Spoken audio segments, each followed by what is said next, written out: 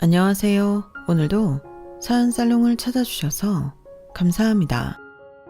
지난해 여름 친정 엄마가 세상을 떠나셨어요.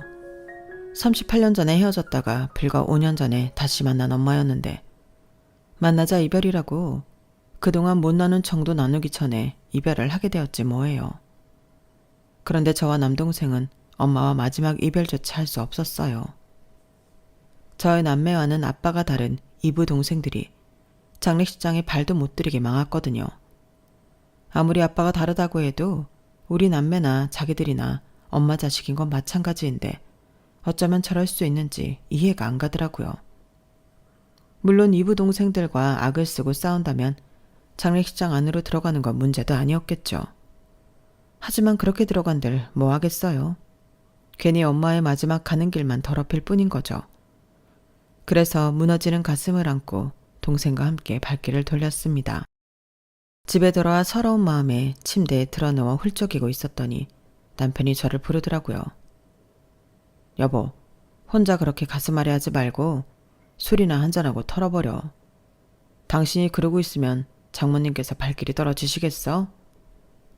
제 마음을 풀어주려고 술상까지 차려준 남편의 마음이 고마워서 못하는 술을 마셨더니 그대로 잠이 들고 말았지 뭐예요.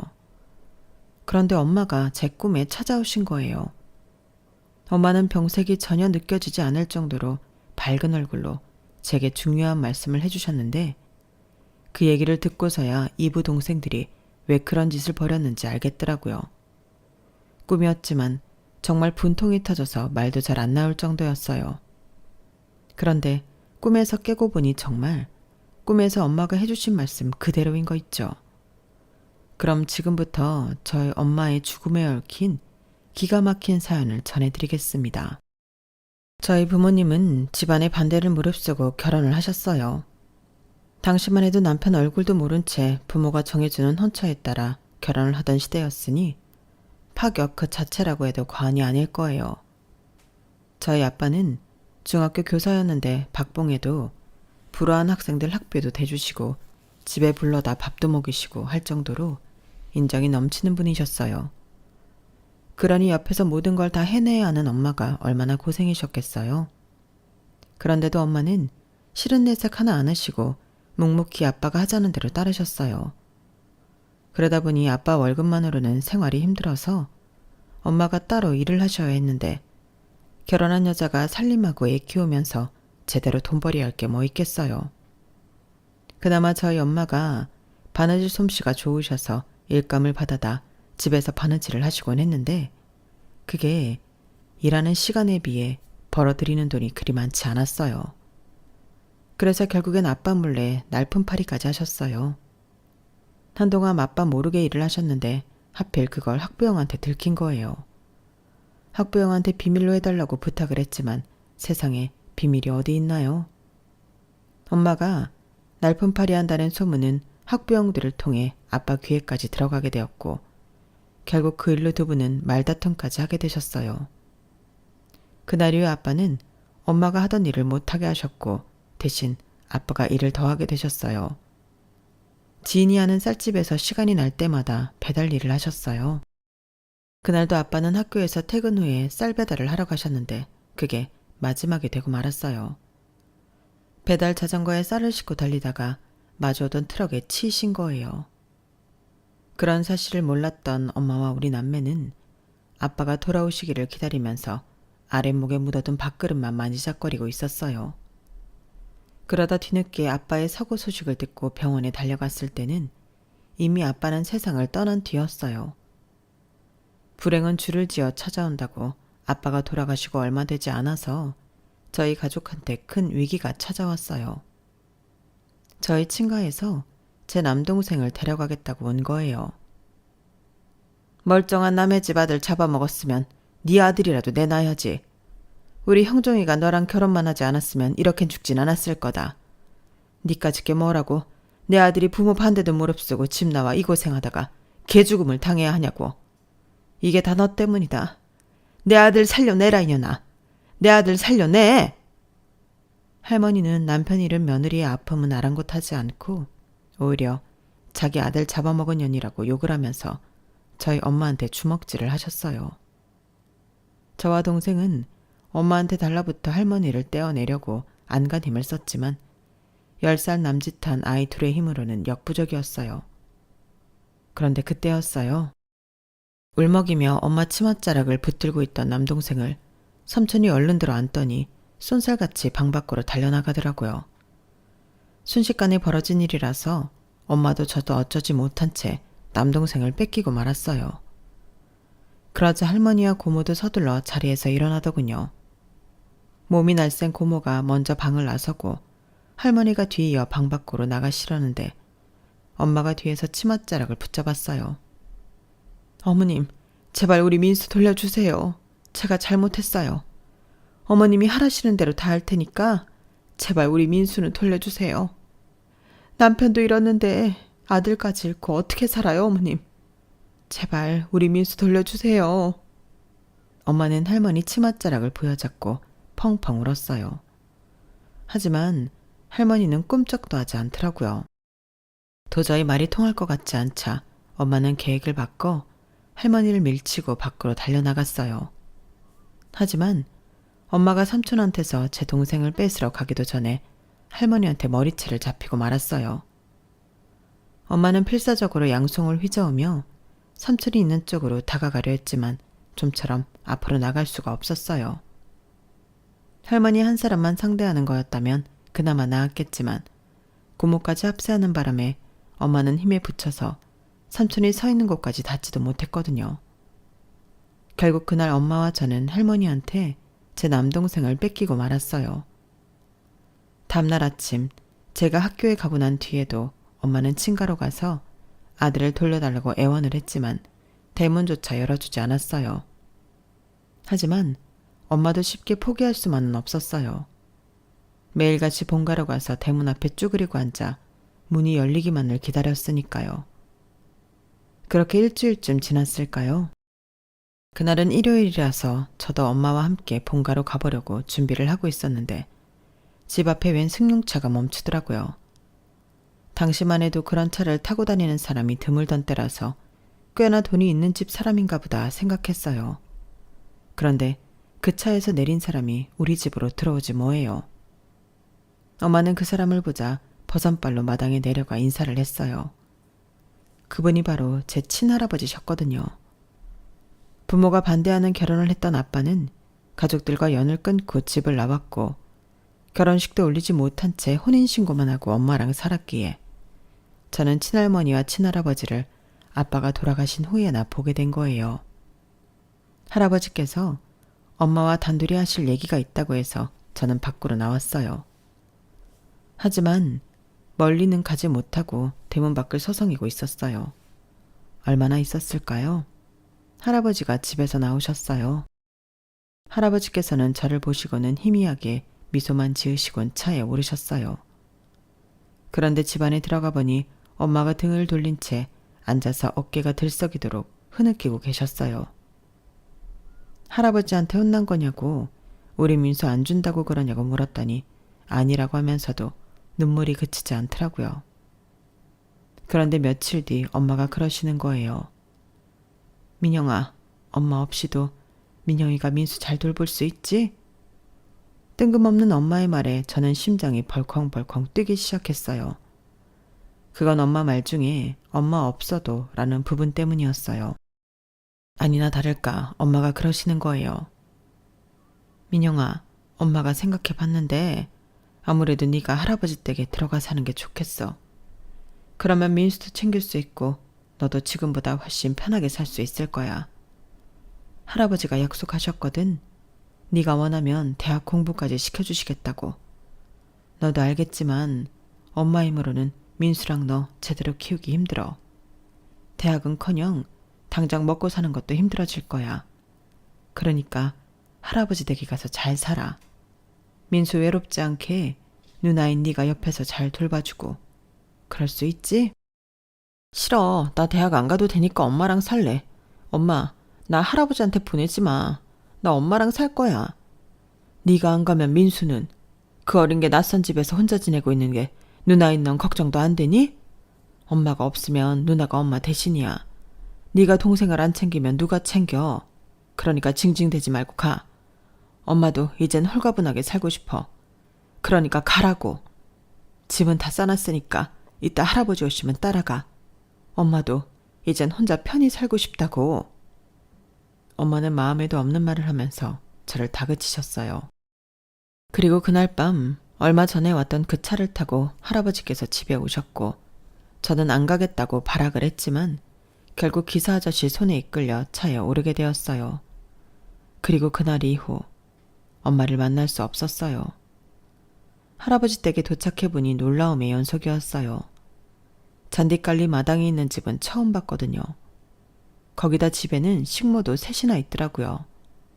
2층짜리 대저택에는 방도 많고 화장실도 집 안에 있었어요. 정원에 있는 연못에는 잉어도 있어서 집이 아니라 공원에 온 기분이 들더라고요. 남동생은 저를 보자 울먹이면서 달려와 안겼어요. 입고 있는 옷이며 머리 스타일은 부잣집 도련님 같았지만 이 어린 녀석이 그동안 얼마나 마음고생을 하고 지냈는지 단번에 알겠더라고요. 왜 엄마가 나한테 할아버지 댁에 가서 동생을 돌보라고 했는지 이유를 알 것 같았어요. 할머니는 저를 못마땅해 하셨지만 할아버지께서 결정하신 일이라 그런지 내색은 하지 않으셨어요. 그렇지만 먹는 거며 입는 거며 저랑 동생을 차별하는 것도 잊지 않으셨죠. 그 집에는 저희 남매 말고 삼촌도 살고 있었는데 저희 남매한테 관심은 없었어요. 지난번에 저희 집에 할머니와 함께 왔던 고모는 결혼해서 근처에 살고 있었는데 기껏해야 1년에 5-6번 정도 찾아올 정도로 자주 찾아오지는 않았어요. 그래서 그때는 엄마가 옆에 없는 것 빼고는 그럭저럭 지낼만 했어요. 하지만 삼촌이 결혼하고 숙모가 할아버지 댁으로 들어오면서부터 불화가 시작됐어요. 불화의 이유는 결국 돈이었어요. 장남이 죽었으니 장남 몫으로 돌아갈 할아버지 회사는 장손인 제 동생 몫이라고 못을 박으신 할아버지 할머니와 외삼촌 내외는 생각이 달랐거든요. 아버지, 그런 게 어딨어요. 형이 집 나갈 때 뭐라 그러셨어요? 아버지 재산 한 푼도 안 주겠다고 그러셨잖아요. 그런데 이제 와서 민수 저놈한테 형 몫을 주겠다니 이게 말이 되냐고요. 그동안 형 대신 아버지 밑에서 죽어라 이란저란 뭐가 되냐고요. 형만 자식이고 저는 자식도 아니에요. 다른 건 몰라도 회사는 안 돼요. 하늘이 두 쪽 나도 그건 저 주셔야 된다고요. 이 말이 맞아요, 아버님. 민수 나이를 생각해 보세요. 저 어린 게 언제 커서 회사를 맡아요. 이야, 그동안 아버님 옆에서 일도 배워왔고 또 경영의 소질도 있잖아요. 아버님이 힘들게 세우신 회사인데 믿을 만한 사람한테 맡기는 게 좋지 않겠어요? 민수야, 우리가 잘 거두면 되는 거고요. 숙모는 어떻게든 할아버지 마음을 돌리려고 했었지만 세상을 오래 살아오신 할머니 할아버지께서 그 속을 모르시겠어요? 아, 고양이한테 생선을 맡기지. 내 배로 나온 자식 속을 내가 모를까봐? 회사 물려받으면 그날로 돈 받고 팔아넘길 놈이라는 거 내가 모를 줄 아니? 그리고 퍽이나 니들이 민수를 거두겠다. 한 집에 살면서 애방에 얼굴 한번 안 들이미는 놈이. 아무리 니들이 떠들어봤자 네 아버지나 나나 생각 안 변하니까 괜한 짓 하지 마. 회사는 형종이 아들 몫이니까. 할머니께서는 확실히 못을 박으셨지만 삼촌은 끝까지 포기하지 않았어요. 10여 년쯤 지나 할아버지가 돌아가시자마자 기다렸다는 듯이 회사를 가로채버렸거든요. 물론 할머니께서 반대를 하셨지만 회사 일에 문외한이던 할머니가 어쩔 수 있는 상황이 아니었어요. 이미 회사 간부들까지 물밑으로 작업을 해놓은 삼촌은 너무도 쉽게 대표 자리에 올랐으니까요. 삼촌이 우리 남매를 위해 내어준 건 대학 등록금과 생활비 정도였어요. 그 후도 10주년 뒤 할머니께서 세상을 떠나셨을 때 할머니께서 사시던 집까지 모조리 삼촌이 가져가 버렸고요. 그때는 이미 동생도 저도 가정을 이룬 상황이어서 유산에 대한 욕심도 내지 않았어요. 할머니께서 살아계실 때 동생 앞으로 약간의 땅과 집을 한 채 증여해 주신 데다가 제가 결혼할 때 혼수도 넉넉히 해주셨으니 더 바랄 게 없기도 했죠. 할머니께서 돌아가신 이후로는 세상의 혈육은 동생과 저 둘뿐이라는 생각으로 살았어요. 삼촌과는 연락이 끊긴 지 꽤 되어서 명절에 왕래를 하는 건 동생 내뿐이었으니까요. 동생은 아빠를 닮아 그런지 누가 그렇게 하라고 한 것도 아닌데도 중학교 수학교사가 되었고, 저는 대학에서 미술을 전공하고 졸업하자마자 결혼해서 전업주부로 살아왔어요. 그러다 IMF 때 시댁이 망하면서 그 여파로 남편 역시 직장을 잃게 되고부터는 남동생 명의의 땅에서 농원을 하게 되었어요. 저희 시댁이 비료 관련 회사를 했었기 때문에 남편도 그쪽으로는 인맥도 있어서 농원을 시작할 때 주변에서 도움을 받을 수 있었거든요. 집에서 살림만 하는 전업주부로 살다가 매일같이 손에 흙을 묻히는 농원 주인으로 살게 되었지만 저는 살림보다는 화초를 키우는 일이 더 맞는 것 같더라고요. 한때 유행했던 다육식물로 재미도 보고 할아버지 댁에 살 때 정원사 아저씨한테 배운 가드닝 기술을 바탕으로 농원 옆에 작은 정원을 만들었는데 그걸 본 손님들이 저희 정원에 심어진 꽃과 나무들을 주문하기 시작하면서 꽤 매출이 늘기도 했거든요. 그랬더니 하루는 동생 녀석이 찾아와 그러더라고요. 누나, 이 땅 누나 명의로 돌리자. 아무리 봐도 이 땅 주인은 누나가 맞는 것 같아. 얘, 너 그거 올케랑 상의는 하고 하는 말이니? 네 마음은 고맙지만 그런 결정을 내릴 때는 안사람이랑 상의부터 해야 하는 거야. 난 갈 데 없는 우리한테 이 땅을 빌려준 것만 해도 충분히 고맙고 만족해. 당연히 했지. 그 사람도 그렇게 하래. 애초에 할머니한테 집이고 땅이고 받을 때부터 둘 중 하나는 누나한테 줘야겠다고 생각했었어. 똑같은 손주인데 아들이라고 나만 받는 건 너무하잖아. 그리고 나한테는 누나가 사는 곳이 본가인데 누나가 한 곳에 정착하면 좋잖아. 그래야 나도 안심이 되고 말이야. 그러니까 아무 걱정 말고 그냥 받아. 대신 세금은 누나가 알아서 내고. 그럼 되지? 남들은 형제간에도 10원짜리 하나도 안 뺏기겠다고 으르렁댄다는데 어떻게 된 게 제 동생은 욕심이란 게 없었어요. 그것도 따지고 보면 아빠를 뚝 닮은 것 같아요. 동생 덕분에 농원을 이전할 걱정 없이 뿌리를 내리게 된 우리 부부는 본격적으로 농원을 키워가는데 박차를 가했어요. 그러자니 부지가 모자라서 근처 땅을 매입하려고 부동산에 연락을 하게 되었죠. 아, 그 땅 주인 할머니요? 서울 어디에 사시는데 내가 연락 한 번 넣어볼게요. 그런데 너무 기대 안 하는 게 좋아요. 땅 안 팔 테니까요. 그 땅 일대가 개발된다는 소문이 돌아서 한창 땅값이 올랐을 때 땅 사겠다는 사람들이 돈다발 들고 줄지어 찾아왔는데도 할머니가 꿈쩍도 않으셨거든요. 개발도 무산되고 그때 땅 팔았으면 떼부자 되는 건데 말이에요. 암튼 연락은 해볼 테지만 너무 기대는 마요. 그리고 다음날 바로 연락이 왔어요. 부동산 중개사 말대로 그 땅 주인 할머니는 땅을 안 팔겠다고 했다나 봐요. 저희로서는 그 땅이 아니고서는 농원을 증축할 수가 없어서 어떻게든 땅을 매입해야만 했어요. 그래서 제가 직접 땅 주인 할머니를 찾아가 부탁해보겠다고 주소 좀 알려달라고 했어요. 그랬더니 개인정보를 함부로 알려줄 수는 없다고 해서 전화번호만 겨우 알아냈어요. 어떻게든 만나 뵙고 말씀을 드리려고 일단 전화부터 드렸는데 목소리를 듣는 순간 말문이 막혀버렸지 뭐예요. 목소리가 저희 엄마랑 똑같았거든요. 이보세요. 전화를 했으면 말을 해야죠. 말 안 하면 이만 끊습니다. 잠시만요. 저 혹시 한숙자 씨 아니세요? 네, 내가 한숙자 맞습니다만 어디십니까? 정확한 우리 엄마 이름까지 확인하고 나니 눈물이 왈칵 흘러내렸어요. 수화기 너머로 울먹이는 소리를 들으셨는지 엄마도 목소리가 떨리기 시작했어요. 혹시 민영이니? 맞지?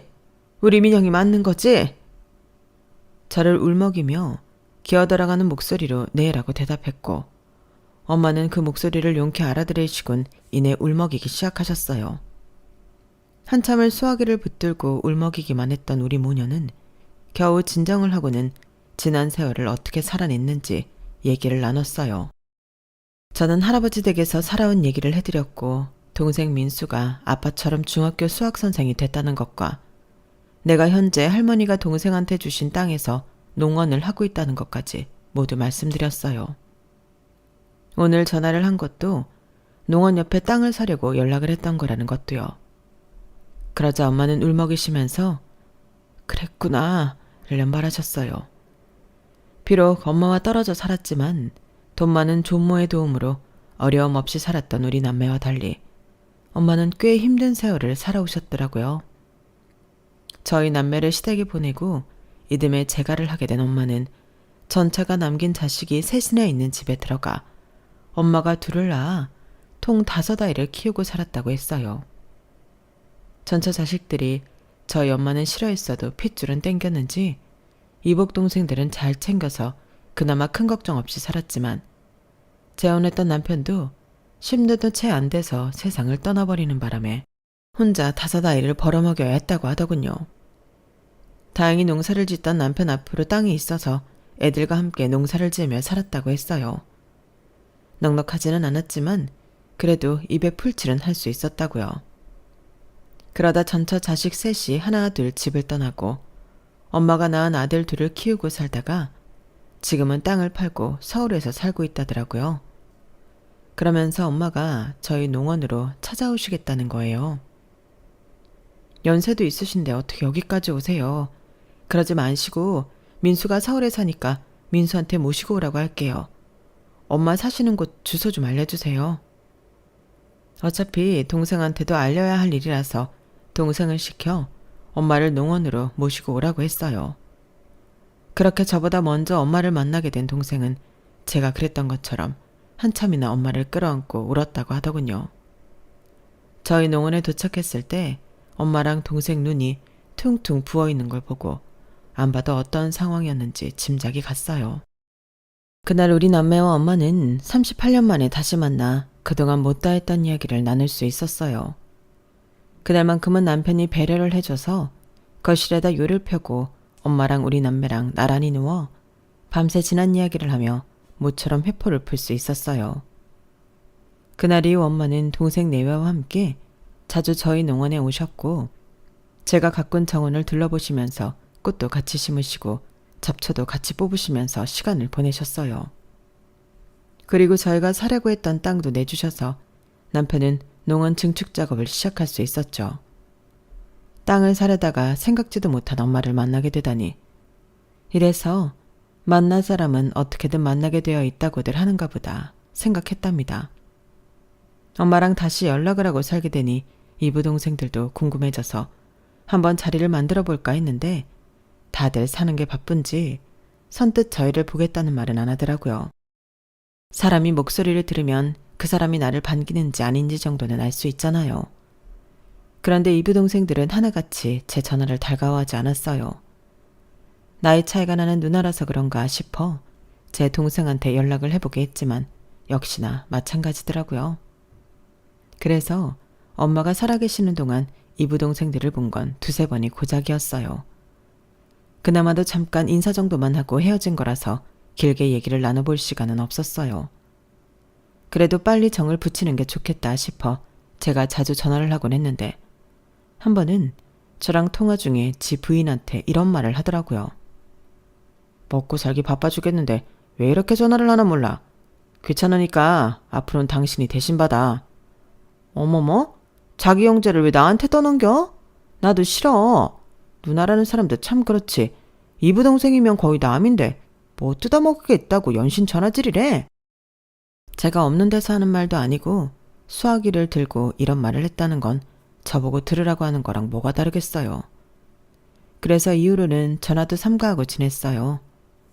엄마를 만난 건 참 좋은 일인데 떨어져 지낸 시간 동안 엄마가 많이 늙으셔서 마음속에서 늘 혹시 엄마가 잘못되면 어쩌나 그 걱정뿐이었어요. 동생이 서울에 살고 있어서 자주 엄마 집에 들여다보곤 했는데 집에 자식이 드나드는 흔적이 없더라고요. 누나, 엄마 연세도 있으신데 이렇게 혼자 지내게 하기 좀 그래. 내가 집사람이랑 얘기해서 엄마를 모시고 살까 하는데 누나 생각은 어때? 네 마음은 알겠지만 니네 아직 대학생 애들도 있고 방도 없는데 어떻게 그러니? 그리고 올케한테 우리 엄마를 떠맡기는 것도 나는 좀 그래. 차라리 내가 모시면 모를까. 우린 애들도 독립해서 살고 있고 집에 남는 방도 있으니까 모신다면 우리 집에 모시는 게 나을 것 같아. 내가 네 매형이랑 얘기해 볼게. 말은 그렇게 했지만 남편한테 차마 입이 떨어지지 않았어요. 시부모님도 안 모시는 처지에 내 친정엄마만 모시자고 하기가 미안했거든요. 그래도 연세 많으신 엄마를 혼자 두기 그래서 어렵게 남편한테 말을 꺼냈더니 그래, 우리 집에 방도 많은데 오시라고 해. 그동안 오래 떨어져 지내서 당신도 그렇고 장모님도 그렇고 서로 정이 굶주렸을 거 아냐. 난 상관없으니까 오시라고 해. 제 걱정과 달리 남편은 선뜻 허락해 주었고 얼마 뒤 엄마를 저희 집으로 모시게 되었어요. 물론 엄마는 한사코 반대를 하셨지만요. 내가 무슨 눈치로 네 집에 들어가 사니? 자식 버리고 제가 못난 애미가 무슨 낯짝으로. 됐다. 내 걱정 말고 니들 사는 것만 생각해.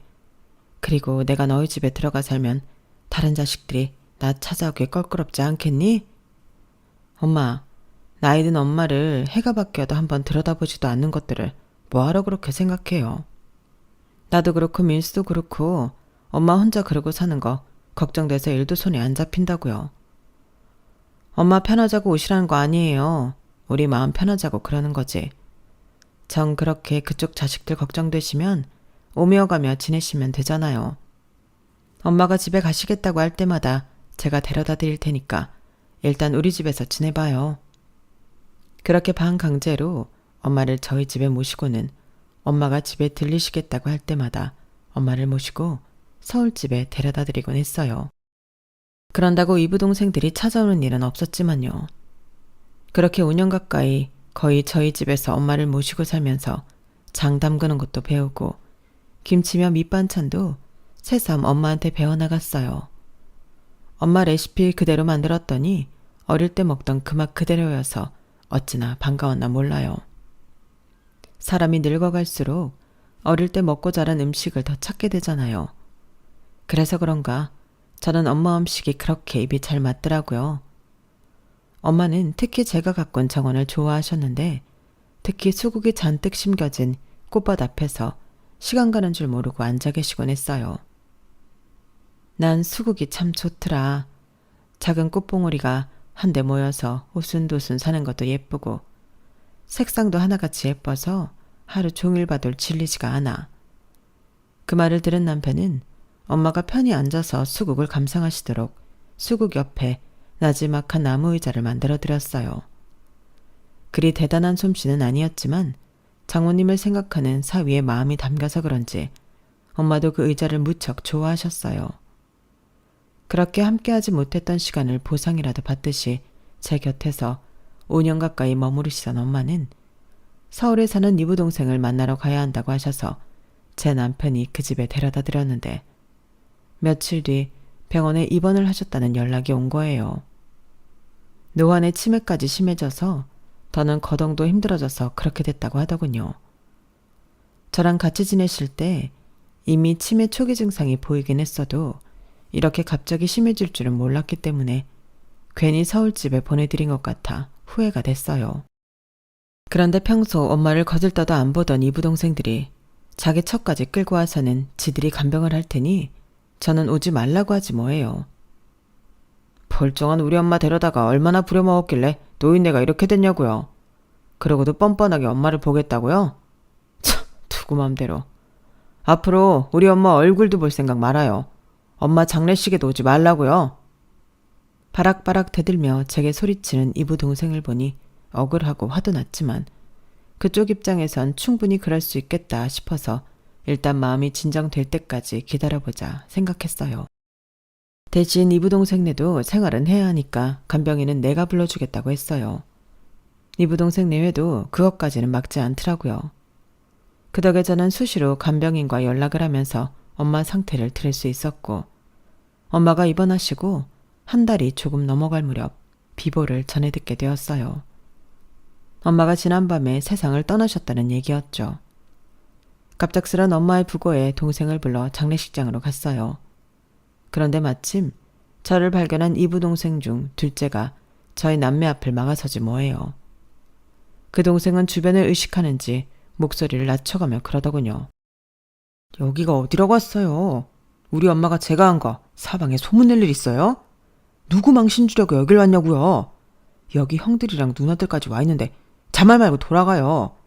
엄연히 따지자면 그쪽들은 호적에도 안 올라 있는데 우리 엄마 자식이라고 하기도 그렇잖아요. 그러니까 가세요. 당장 가라고요.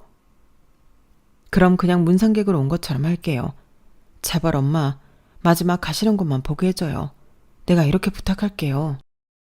이 사람이 진짜 당장 안 꺼져요. 안 그럼 우리 형 부를 거예요. 이부 동생은 저를 떠밀며 당장 나가라고 소리쳤고 그 바람에 동생과 저는 장례식장에 발을 들이지도 못한 채 발길을 돌려야 했어요. 사실 악을 쓰고 싸우든 난동을 부리든 하면 들어갈 수야 있었겠죠. 하지만 엄마의 마지막을 그렇게 망치고 싶지는 않았어요. 차라리 내가 속으로 피눈물을 흘리는 게 나으니까요. 동생도 저와 같은 생각이었는지 이부 동생한테 부탁조로 사정만 할 뿐 큰 소리는 내지 않더라고요. 그렇게 장례식장에서 쫓겨난 우리 남매는 터덜터덜 집으로 돌아왔어요. 너무 속상하고 억울해서 도저히 참을 수가 없었지만 그렇다고 누구한테 하소연도 할 수 없었어요. 내 부모와 우리 남매 사이의 일인데 남들한테 말해봤자 치부를 스스로 들추는 꼴밖에 안 되니까요. 그래서 침대에 누워 끙끙거리며 울고 있는데 남편이 다가와 술이라도 한잔하고 풀라고 그러더군요. 평소 술은 입에 잘 안 되는 저였지만 그날은 술이라도 마셔야 이 괴로움에서 벗어날 수 있을 것 같았어요. 그래서 한 잔 두 잔 술을 털어 넣었는데 어느새 잠이 들어버린 거예요. 그런데 꿈에 엄마가 고운 한복 차림으로 저희 정원에 오셔서는 평소대로 수국 옆에 놓인 나무 의자에 앉아 같은 얘기를 하지 뭐예요. 민정아, 나는 이 수국이 그렇게 좋구나. 작은 꽃봉오리가 한데 모여 오순도순 사는 것도 예쁘고 꽃이랑 잎이 수북해서 그 안에 뭘 숨겨도 보이지도 않잖니? 민정아, 내가 왜 하루 종일 수국 앞에 앉아 있었는지 아니? 엄마는 그 말을 하시고는 제 얼굴을 물끄러미 바라보셨어요. 마치 당신의 말뜻을 알아맞혀보라는 듯이요. 그리고 꿈은 거기서 깼어요. 그래서 맨발로 정원에 나가 수국 앞에 섰어요. 캄캄한 밤이라 유일하게 달빛만이 수국 위에 잔잔하게 떨어져 있는데 그게 참 묘하게 보이더라고요. 엄마가 한 말의 뜻이 뭘까 한참을 생각해봤지만 도무지 떠오르는 게 없었어요. 그리고 드디어 탈상을 하는 날이 되었어요. 이부 동생들은 우리한테 오지 말라고 했지만 그래도 엄마 관이 나가는 것만큼은 지켜보고 싶었던 우리 남매는 장례식장으로 향했어요. 이부 동생들한테 들키지 않게 멀찍이 떨어져서 발인을 지켜보고는 장지까지 따라가 엄마 유골이 납골당에 안치되는 것까지 지켜볼 수 있었어요. 다시 만난 뒤로 고작 5년간의 정을 쌓고 떠난 엄마가 한없이 그리웠지만 한편으론 5년 동안이라도 함께할 수 있어서 다행이라는 생각도 했어요. 그렇게 엄마 장례가 끝나고 일주일쯤 지났을까요? 아침 일찍 누가 대문을 부술 것처럼 두드리는 거예요. 남편이 나가봤더니 이부 동생들 내외가 마치 빚받으러 온 빚쟁이처럼 저희 집으로 밀고 들어오지 뭐예요. 그리고는 다짜고짜 그쪽한테 있지. 다 알고 왔으니까 당장 내놔. 아, 땅 문서 내놓으라고. 땅 문서라니 그게 무슨 소리예요? 어머 시침이 떼는 것 좀 봐. 저기요. 우리 어머님이 남긴 땅 문서 그쪽한테 있다는 거 다 아니까 시침이 그만 떼고 당장 내놓으세요. 그 인간들은 눈에 불을 켜고는 아침 대바람부터 알아듣지도 못할 말을 하며 우리 집 곳곳을 뒤지기 시작했어요. 장롱 속 이불을 다 헤집고 옷장이며 서랍장, 심지어 주방 서랍까지 죄다 뒤집어 까더라고요. 제 남편이 당장 그만두지 않으면 경찰을 부르겠다고 하는데도 아랑곳 않고 미친 년놈들처럼 뭔가를 찾느라 현안이 돼 있었어요. 그렇게 하고도 아무것도 나오지 않자 씩씩대며 그러더군요. 우리 엄마 앞으로 된 땅 당신도 알지? 근데 그 땅 문서가 왜 없냐고. 엄마가 분명히 그날 잠결하는 소리를 내가 다 들었는데 왜 없냔 말이야. 사정을 들어보니 엄마가 이부 동생 집에서 정신을 잃고 쓰러진 날 병원으로 이송되는 구급차 안에서 그런 말을 하셨다나 봐요. 아버님이 주신 양평 땅을 50억을 준다고 팔려고 했지만 안 팔았다고요. 아마도 예전에 부동산 중개소에서 들었던 그 말인 것 같았어요. 지금 저희 농원을 증축해서 쓰고 있는 그 땅 얘기요. 그걸 말해줄까 하다가 이놈들이 이 땅 때문에 나랑 내 동생을 엄마 병문안도 못하고 장례식에도 참석 못하게 한 거다 생각하니 분통이 터져서 말해주기 싫더라고요. 대신 남편이 나서서 저 대신 한 소리 해주었어요. 이런 것들도 인간이라고. 그깟 땅이 탐나서 부모 잃고 외롭게 산 사람을 장례식에도 못 오게 해? 니들이 그러고도 인간이라고 할 수 있어?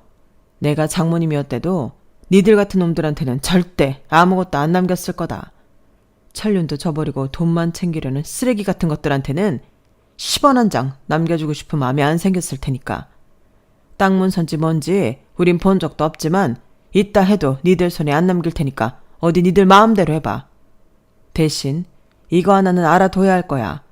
내 아내랑 처남한테 한 짓은 법정 가서도 니들한테 불리한 증거로 사용된 거라는 걸. 그 더러운 낯자 꼴도 보기 싫으니까 당장 내 집에서 나가. 경찰 부르기 전에 당장 나가라고. 결국 그 인간들은 소득 없이 돌아갔고 그제야 꿈에서 엄마가 했던 말이 떠올라 수국이 심겨진 화단으로 갔어요. 그리곤 수국밭 안쪽을 살피는데 물에 젖은 흙 속에서 살짝 삐져나와 있는 비닐팩이 보이지 뭐예요. 그걸 파봤더니 주방에서 쓰는 이중 비닐팩 안에 든 문서가 보이는 거예요. 문서를 꺼내보니 저와 제 동생 이름으로 된 땅 문서더라고요. 저희 농원을 증축한 땅과 그 일대 땅들의 문서 말이죠. 그러니까 엄마는 돌아가시기 전에 이미 이 땅을 저희 남매 앞으로 해두셨던 거예요. 그리고는 이부 동생들이 모르게 저희 집 화단에 숨겨놓으신 거고요. 숨겨놓은 땅 문서를 말하지 못한 게 걸리셨는지 저승으로 가시는 길에 잠시 제 꿈에 들러 어디 숨겨놓으셨는지 말씀을 해주셨던 거죠. 너무 기가 막히고 어이가 없어서 땅 문서를 끌어안은 채 주저앉아 한참을 울었어요. 땅 문서 속에는 엄마의 글씨로 적힌 편지 한 장도 있었는데 거기에는 친할아버지가 엄마한테 재가를 강요했던 것과 그 대가로 이 땅을 엄마한테 준 것까지 모든 내막이 적혀 있었어요. 그 땅 문서를 볼 때마다 자식을 버린 모진 엄마라는 생각이 힘들었다면서 저희 남매한테 돌려주겠다는 내용도 함께요. 그게 우리 남매에 대한 엄마의 사죄의 뜻이라고 말이죠. 결국 엄마의 뜻대로 그 땅은 우리 남매 손에 들어오게 되었어요. 이부 동생들이 법적으로 문제 삼을 거리도 없을 만큼 이미 깔끔하게 증여가 된 상황이었으니까요. 엄마가 평생 한스러운 마음으로 바라보셨을 이 땅에는 저희 농원 일부와 남동생 내외가 노후를 보낼 전원주택이 들어서 있어요. 그곳에서 우리 남매는 엄마의 마지막 5년을 함께했던 추억을 곱씹으며 살아가고 있답니다. 엄마, 다음 생에는 절대 떨어지지 말고 우리 함께 살아요. 그때는 내가 못다한 효도 다 해드릴게요.